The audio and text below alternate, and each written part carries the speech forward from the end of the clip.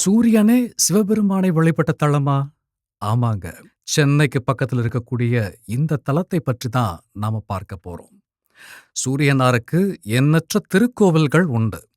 ஆனா, சூரியனே இறைவனை வழிபட்ட கோவில்கள் மிகவும் குறைவே. அதுல சிறப்புமிக்க ஒண்ணுதான் ஞாயிறு திருக்கோவில் என்றழைக்கப்படக்கூடிய அருள்மிகு புஷ்பரதேஸ்வரர் திருக்கோவில்.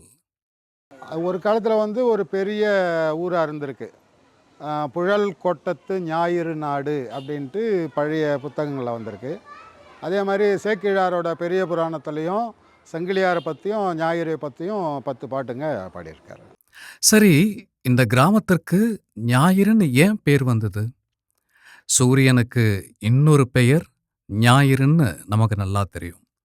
அப்போ சூரிய பகவானே சிவபெருமானை வழிபட்ட தலம் அமைஞ்சிருக்கக்கூடிய இடம்தான் இந்த ஞாயிறு கிராமம். இந்த ஞாயிறு ஸ்தலங்கிறது சூரியன் சிவனை வழிபட்ட ஸ்தலம். சூரியன் அவங்க மனைவியை விட்டு பிரிஞ்ச சாபம் போகிறதுக்காக செந்தாமரை மலர் கொண்டு சிவனுக்கு பூஜை பண்ணுறார். சூரியனே இங்கே பூஜை பண்ணதுனால இந்த ஊருக்கு ஞாயிறுன்னு பேர். சித்திரை மாதம் 1ஆம் தேதியிலேருந்து 5ஆம் தேதி வரைக்கும் காலையில் சூரிய உதய டைமில் சூரியனோட ஒளி சிவன் மேலேயும் அம்பாள் மேலேயும் படும். அதாவது சூரியன் வருஷ ஆரம்பத்தில் அவரோட பணிகளை தொடங்கிறதுக்கு முன்னாடி சிவனை வழிபட்டுட்டு அவரோட வேலைகளை தொடங்குறதா ஐதீகம். சென்னை கோயம்பேட்டிலிருந்து சுமார் 30 கிலோமீட்டர் தூரத்துல, திருவள்ளூர் மாவட்டம் செங்குன்றத்துல இருந்து சுமார் 10 கிலோமீட்டர் தொலைவில் அமைஞ்சிருக்கு இந்த ஞாயிறு கிராமம்.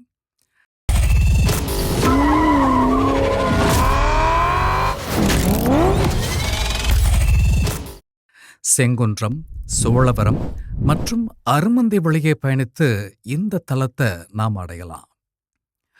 50 அடி உயரம் கொண்ட அற்புத வேலைப்பாட்டோடு கூடிய அழகிய கோபுரம் புராதன காட்சிகளை சித்தரிக்கும் சிற்பங்களால நம்ம வரவேற்குது.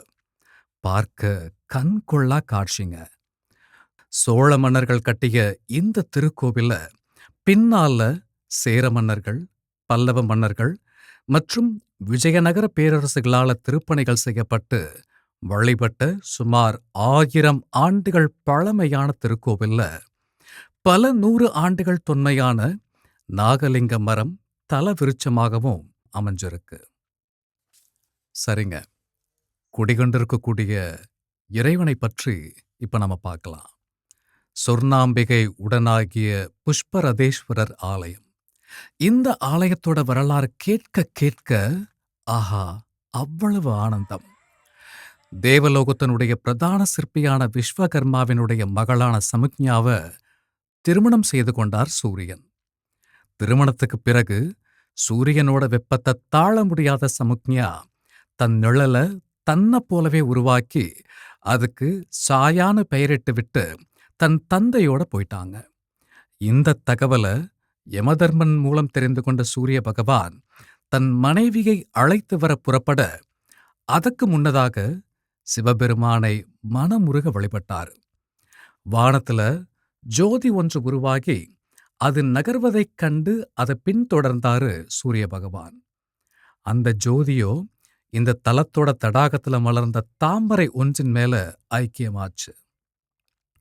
அதிலிருந்து வெளிப்பட்ட சிவபெருமான் சூரியனுக்கு காட்சி தந்து சமுக்ஞாவையும் சேர்த்து வைத்து மகிழ்ச்சியாக வாழ அருளினார்.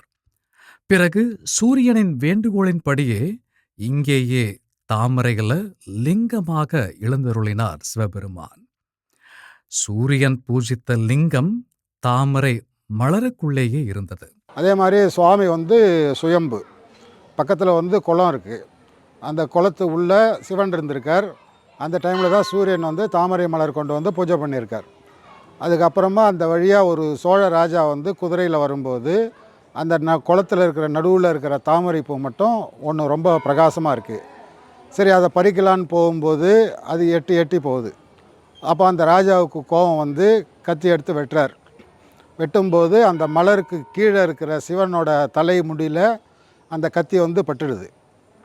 அந்த கத்தி வெட்டுப்பட்டு அப்படியே குளமே சிகப்பு கலராக மாறிடுது. அந்த ராஜாவுக்கு கண்ணு தெரியாமல் போயிடுது. அதுக்கப்புறம் சிவன் அந்த ராஜாவோட கனவுல எனக்கு குளத்துக்கு பக்கத்தில் ஒரு கோயில் கட்டு அப்படின்னு சொல்கிறார். அந்த கோயில் கட்டினதுனால திரும்ப அவர் வந்து கண் பார்வை கிடைக்கப்பெறுது அந்த சோழராஜாவுக்கு. அதே மாதிரி அவர் வெட்டும்போது அது அவர் ஓட்டி வந்த குதிரை ஒரு பக்கம் எல்லாமே அப்படியே சிதறி போய் விழுந்துருது. அந்த ராஜா போய் விழுந்த இடம் வந்து மாரம்பேடு, அப்படியே கீழே படுற மாதிரி விழுந்திருக்கார். அதே மாதிரி குதிரை வந்து போய் விழுந்த இடம் வந்து குதிரைப்பாளையம், கத்தி போய் விழுந்த இடம் வந்து கத்திவாக்கம், கத்தியோட கைப்பிடி போய் விழுந்த இடம் வந்து கண்டிகை. இந்த மாதிரி காரண பெயர்களில் பக்கத்தில் கிராமங்கள்லாம் இருக்குது. மூலஸ்தானத்தின் முன்புள்ள மண்டபத்தில் சூரியனார் புஷ்பரதேஸ்வரரை கொண்ட சன்னதியை பார்த்தபடி எப்போதும் சிவபெருமானை வழிபட்டுக்கிட்டே இருக்கார் அப்படிங்கிறது தான் ஐதீகம். சித்திரை பிறப்பின் போது முதல் 7 நாட்கள் புஷ்பரதேஸ்வரர் மற்றும் சொர்ணாம்பிகை மீது இந்த சூரிய ஒளி விழும். அந்நாள்ல சிவனுக்கு சூரியனே பூஜைகள் செய்வதாய் ஐதீகம். அன்றைய தினம் உச்சி காலத்துல சிவபெருமானுக்கு அபிஷேகங்கள் செய்யப்படுவதில்லை. ஞாயிற்றுக்கிழமைகளிலும் உத்தராயண புண்ணிய காலம் எனும் சூரியன் வடக்கு நோக்கிய பயணத்தை துவங்கும் நாளான மகர சங்கராந்தி அன்றும் சிவன் மற்றும் சூரியனாருக்கு விசேஷ பூஜைகள் செய்யப்படும். இதில் வந்து பொதுவாக சூரியன் வந்து வேலைவாய்ப்பு, அதிகார பதவிகள் தரக்கூடியவர். அதிகார பதவிகள், அரசாங்க வேலைவாய்ப்பு இதெல்லாம் கிடைக்கிறதுக்கு வந்து ஞாயிற்றுக்கிழமையில் சூரிய ஓரை காலையில் 6 to 7, மதியம் 1 to 2 இந்த நேரத்தில் வந்து ஒரு நுனி வாழை இலையில் சூரியனுக்குரிய தானியமான கோதுமையை பரப்பி அது மேலே தேங்காயை 2ஆக உடைச்சி நெய் விளக்கு ஏற்றி பிரார்த்தனை செய்து வழிபட்டால் கண்டிப்பாக வந்து அரசாங்க உத்தியோகங்கள் கிடைக்கும். சூரியன் பிற கிரகங்களுக்கு தலைமையிடம் என்பதால இங்கு நவக்கிரக சன்னதி கிடையாது. அந்தந்த கிரகத்திற்குரிய நாட்கள்ல சிவப்பு வஸ்திரம் அணிவித்து நெய் மற்றும் கோதுமை விளக்கேற்றி பக்தர்கள் வழிபடுவர். இது வந்து நவகிரக ஸ்தலங்களில் சூரிய பரிகார ஸ்தலம். கண் சம்பந்தப்பட்ட வியாதிகள், பித்திருக்கள் சாபம், பூர்வ ஜென்ம சாபங்கள், ஒரு ஜாதகத்தில் வந்து சூரியன் மறைஞ்சி இருக்கிறது, சூரிய உச்சம் நீச்சம், இதிலக்கெல்லாம் வந்து சிறந்த பரிகார ஸ்தலம் இது. அதே மாதிரி இது வந்து கல்யாண கோலம். சிவன் வந்து புஷ்பரதேஸ்வரர், அம்பாள் வந்து சொர்ணாம்பிகை. சிவனுக்கு வலதுபுறத்தில் அம்பாள். இது வந்து கல்யாண கோலம். இது வந்து எல்லா கோயில்லையுமே இருக்காது, ஒரு சில கோயில்கள் மட்டும்தான் இந்த மாதிரியான கல்யாண கோலங்கள் இருக்கும். இது நவகிரகங்களில் வந்து சூரியனே வந்து இங்கே பூஜை பண்ணதுனால மற்ற நவகிரகங்கள் வந்து நம்ம கோயிலில் கிடையாது. தந்தை சிவபெருமானுக்கு மரியாதை செலுத்தும் விதமாக இங்கு கிரீடம் அணியாதவராக காட்சி தராறு பல்லவ விநாயகர். கோஷ்டத்தில் யோக தட்சிணாமூர்த்தி யோக பட்டையோட காட்சி தர காலபைரவர், கமல விநாயகர், வள்ளி தெய்வானையோட சுப்பிரமணியர், காசி விஸ்வநாதர், கன்வ மகரிஷி அருள்பாலிக்கின்றனர். இந்த ஊர்ல பிறந்த சங்கிலி நாச்சியார் புஷ்பரதேஸ்வரரை வழிபட்டு பின்னால சிவசேவையில் ஈடுபட்டு சுந்தரரை மணந்து கொண்டதால நாச்சியாருக்குன்னு தனி சன்னதி உண்டு இங்க. அமாவாசை மற்றும் மாசி மகத்தன்று நாச்சியாருக்கு விசேஷ அபிஷேகம் செய்யப்படுது. பிற கிரகங்களால தோஷ பாதிப்பிற்கு ஆளானவர்கள் அந்தந்த கிரக நாட்கள்ல வழிபட ஆகச் சிறந்த திருத்தலம் ஞாயிறு திருக்கோவில். சூரியனும் சமுக்ஞாவும் இணைந்ததால பிரிந்த தம்பதிகள் ஒன்று சேரவும், மன்னனுக்கு கண் பார்வை மீண்டும் கிடைக்கப் பெற்றதால கண் தொடர்பான பிணிகள் நீங்கவும் ஆகச் சிறந்த திருத்தலமா போற்றப்படுது ஞாயிறு திருக்கோவில் எனும் புஷ்பரதேஸ்வரர் ஆலயம். அதே மாதிரி வந்து இங்கே சன்னியாசிகள் வந்து பழங்காலத்தில் வச்சுருக்கக்கூடிய திருவோடு மரம் வேறு எங்கேயும் பொதுவாக அந்த மண் வளத்துக்கு வர்றதில்லை. இங்கே திருவோடு மரம் வந்து ரொம்ப செழிப்பாக வளருது. வெளியூர்லேருந்தெல்லாம் நிறைய சன்னியாசிகள்லாம் இதை கேள்விப்பட்டு நிறைய பேர் வந்து எங்கள் கிட்டேருந்து வந்து வாங்கிட்டு போவாங்க. பொதுவாக அந்த திருவோட்டுக்கு என்ன ஒரு விசேஷம்னாக்கா, அந்த ஓட்டில் போட்டிருக்கிற பொருள் வந்து எதுவும் கெட்டு போகாது. அதே மாதிரி அதில் சாப்பிடும்போது எந்த வித வியாதிகளும் நமக்கு வராது அப்படிங்கிறது வந்து ஒரு ஐதீகம். அதுதான் நமக்கு கிட்ட வர துஷ்ட கிரகங்கள் எதுவும் அண்டாது.